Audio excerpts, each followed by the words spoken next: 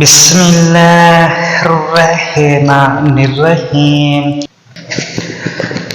اللہ تعالیٰ نے فرمایا، اے ایمان والو، جب تم نماز کے لیے کھڑے ہو جاؤ تو پہلے وضو کرتے ہوئے اپنے چہرے کو اور اپنے ہاتھوں کو کہنیوں تک دھو لو اور اپنے سروں کا مسح کرو اور اپنے پاؤں ٹخنوں تک دھو۔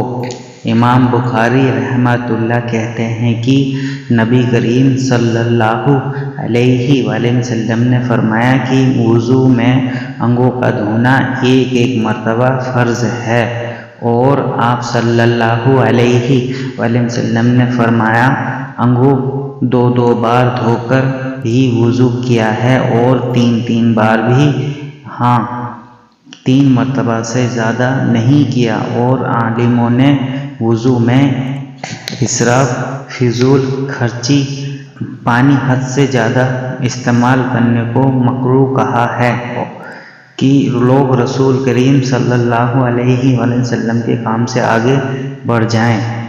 رسول اللہ صلی اللہ علیہ وآلہ وسلم نے فرمایا کہ جو شخص حسد کرے اس کی نماز قبول نہیں ہوتی جب تک کہ وہ دوبارہ وضو نہ کر لے۔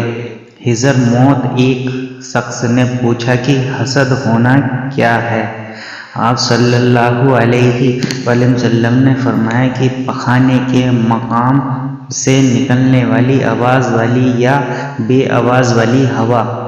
صحیح بخاری حدیث نمبر 135۔